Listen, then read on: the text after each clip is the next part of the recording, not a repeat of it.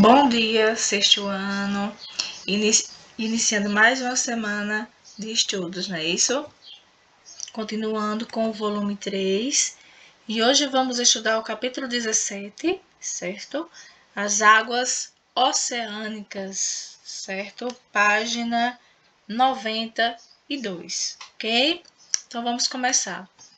Bom, a gente começa, né? Você já ouviu falar, né, do Mar Morto? Bom, em primeiro lugar, o Mar Morto não é um mar, certo?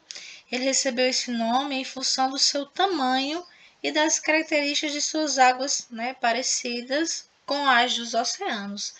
Mas na realidade, é um lago situado no Oriente Médio, né, alimentado pelo Rio Jordão, né, que banha a Jordânia e Israel, certo? Então, ele é chamado, né, de Mar Morto devido à ausência, certo, em suas águas, né, de seres vivos, com exceção de algumas poucas bactérias, pois a quantidade de sal presente nele é tão grande, né, 10 vezes maior que nos oceanos, né, que impede o desenvolvimento de vida, ok? Bom, as imagens, né, apresentadas, né, no módulo de vocês, na página 92, correspondem a diversos corpos de água, né, existentes no planeta. A primeira mostra, né, o Oceano Atlântico, né, e a segunda apresenta o Mar Argentino, né, que se localiza ao sul do litoral do continente americano. E a terceira apresenta o Mar Cáspio, né, situado entre a Europa e a Ásia, certo? Pode-se notar que uma das diferenças mais marcantes, né, entre esses corpos de águas é a dimensão de cada um. Percebe-se como o Oceano Atlântico ele é grande, né, maior que os mares apresentados, ok? Bom, e essa diferença, né, entre mares e oceanos, né? Os oceanos, né, são os maiores corpos de água, né, salgada do planeta, e podendo se identificar 5 oceanos, né, que vocês já conhecem, que é o Oceano Antártico, o Oceano Ártico, o Oceano Atlântico, o Oceano Índico e o Oceano Pacífico. O Oceano Pacífico, que é o maior, né, oceano do mundo, e o menorzinho fica com o Oceano Ártico, né? Lembrando que o Brasil, né, ele é banhado pelo Oceano Atlântico, ok? Bom, já os mares, né, são faixas de água salgada, né, geralmente localizados próximos aos continentes, com profundidades menores, né, que dos oceanos, atingindo aproximadamente 3.000 metros de profundidade. Os oceanos, por sua vez, podem chegar até 11.000 metros, certo? Então, os mares podem ser abertos, interiores ou fechados, certo? Vamos conhecer essas características. Mares abertos, né, são aqueles que têm ligação direta com o oceano, né, tomando como exemplo o Mar Argentino, mostrado anteriormente, logo na primeira página do módulo de vocês. Percebe-se que quase não é possível identificar onde termina, né, o mar e onde se inicia o oceano, certo? Os mares interiores, né, são aqueles que também possuem ligação com os oceanos, mas são cercados por terras, né, continentais.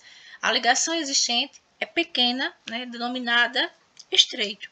O principal representante desse tipo de mar é o mar Mediterrâneo, né, localizado entre a África e a Europa, certo? E o último, né, é o mar, né, os mares fechados, né, que são aqueles em que não existe nenhuma saída para os oceanos, certo? Tornando esses corpos de água muito parecidos com grandes lagos.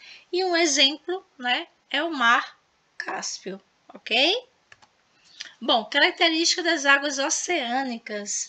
As águas oceânicas possuem duas características principais, que é a salinidade, certo? E a variação de temperatura. A salinidade é a característica relacionada à quantidade de sal nas águas. O cloreto de sódio, sal utilizado nos alimentos, é o responsável pelo sabor, né, salgado das águas do mar, apesar de outros sais minerais, né, também serem transportados pelos rios, né, até os oceanos. Então, toda água contém sais minerais, né, porém, nos oceanos, a concentração de sal é maior devido ao seu processo de formação, né, iniciado há bilhões de anos. Bom, tais fenômenos, né, ocorrem até hoje, mas não quer dizer que os mares ficam mais salgados, né, com o passar do tempo, pois as águas oceânicas ganham sal à mesma medida, né, que os perdem. Por exemplo, moluscos, né, crustáceos, estrela do mar, entre outros animais marinhos, utilizam o sódio, né, e o cálcio diluídos na água para construir suas conchas, né, e carapaças. Já a temperatura das águas oceânicas varia conforme a profundidade, ou seja, quanto mais próximo da superfície, mais quente é a água, e quanto mais perto do assoalho oceânico, fundo do mar, ela é mais fria, ok? E os movimentos das águas oceânicas. As águas oceânicas estão em constantes movimentos, certo? Dentre os movimentos que os mares e os oceanos realizam, serão estudados três considerados principais. São as ondas, as marés e as correntes marítimas, certo? As ondas, né, são o movimento horizontal das águas oceânicas.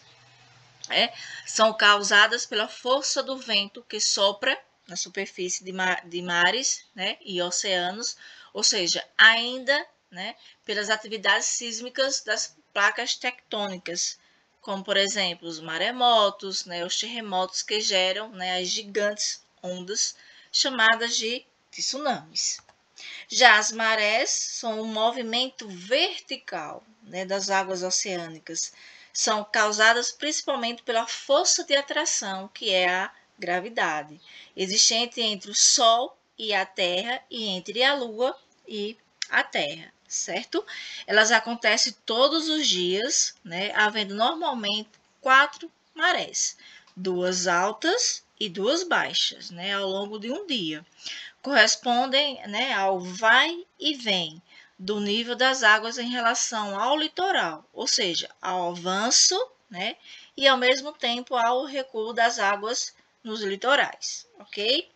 Então, quando as águas oceânicas atingem o seu nível máximo sobre o continente, estão na maré alta. Quando elas atingem o seu nível máximo de recuo em relação ao continente, estão na maré baixa, ok? E, por último, as correntes marítimas, né, que também é um movimento horizontal de massas de água, que carregam as características do seu local de origem, né, que é a salinidade, a temperatura, a cor e a densidade. Elas podem ser correntes frias, né, originárias das zonas polares, e que se movimentam em direção às zonas intertropicais, né, ou, né, pode ser correntes quentes, né, originárias das zonas equatoriais e que se movimentam em direção, né, às zonas polares. Algumas correntes, né, são perenes, ou seja, estão sempre, né, fluindo para uma direção específica em determinado ponto, ok? E a importância econômica das águas oceânicas. As águas oceânicas, né, ela tem papel fundamental, né, na manutenção da vida e na Terra. As interações, né, entre o oceano e a atmosfera envolve, né, características climáticas favoráveis à vida, além de contribuir significativamente com o ciclo da água, visto que mais de 90%, né, de toda a água do planeta se encontra nos oceanos. Nos oceanos, né, consegue-se retirar minerais, né, de importância econômica significativa, como o sal de cozinha, o cloreto de sódio e o petróleo. Pode-se também utilizar a força das marés para a produção de energia elétrica, ok? E as pescas artesanal e industrial. Bom, a pesca, né, seja ela artesanal ou industrial, né, que são diferentes, é uma das atividades mais desenvolvidas nas águas oceânicas. Os recursos, né, pesqueiros, marítimos, costeiros e continentais constituem importante fonte de renda, né, geração de trabalho e alimento, além de contribuir para a permanência de diversas né, populações no seu local de origem. Por exemplo, na pesca artesanal, o pescador ele é o profissional, né, que no caso, no caso brasileiro, né, devidamente licenciado pelo Ministério da Pesca e da Agricultura, exerce a pesca com fins comerciais de forma autônoma, né, ou em regime de economia familiar. Já a pesca industrial, né, caracteriza pelo tipo de embarcação, né, empregada, que é de médio e grande porte, e pela relação de trabalho dos pescadores, que, diferentemente, né, do segmento artesanal, possuem um vínculo, né, empregatício com o armador e da pesca, ok? E os manguezais, né, berços da vida. Bom, os manguezais, né, são ecossistemas, né, encontrados nas zonas de maré e formam-se em regiões de mistura de águas doces e salgadas, né, como estuários, as baias e lagoas costeiras. Esses ambientes estão amplamente distribuídos ao longo do planeta, ocorrendo nas zonas tropicais e subtropicais, onde as condições, né, topográficas, né, e físicas são favoráveis ao seu estabelecimento, ok? Com a fauna e flora bastante, né, característica, né, do ecossistema do manguezal, apresenta grande variedade de espécies, né, que tem uma fauna diversificada em mariscos, né, caranguejos, camarões, caranguejos, siris e peixes e aves, né, que são residentes e migratórias, certo? Esses organismos utilizam, né, a mesma área do manguezal em busca de alimento, né, e reprodução, crescimento e produção contra predadores, ok? E a importância dos manguezais? Bom, os manguezais são o berço da vida marítima, né, pois são eles que as primeiras formas de vida vão se desenvolver para que o restante dos seres vivos das águas oceânicas, né, evoluam. E é uma área de procriação de peixes, né, e todos os tipos de vida humana. Poluição das águas oceânicas, né, que é um tema também bastante discutido, né? A natureza tem a capacidade, né, de se reconstruir, ou seja, as águas oceânicas podem desenvolver, né, determinada quantidade de poluição, né, para que a sua fauna e flora e a qualidade das águas seja preservadas. No entanto, né, a quantidade de poluição lançada dos mares e oceanos nas últimas décadas tem atingido níveis muito altos, impossibilitando uma regeneração natural das águas. Nelas são lançadas diariamente toneladas de lixo, né, produzido nas zonas urbanas e rurais das áreas continentais, certo? Esgotos, né, domésticos, industriais, lixo de todas as formas e defensivos agrícolas são os principais poluidores dessas águas. Mesmo as cidades, né, que não estão localizadas no litoral, próximas às águas oceânicas, contribuem para essa poluição, né, ao despejarem nos cursos de águas de suas regiões, né, resíduos poluidores que chegarão até o mar a partir, né, da foz dos rios. Ok, gente? Bom, esse foi o capítulo de hoje, certo? Façam a leitura desse capítulo e em seguida responda as atividades. Beijos e até o próximo capítulo.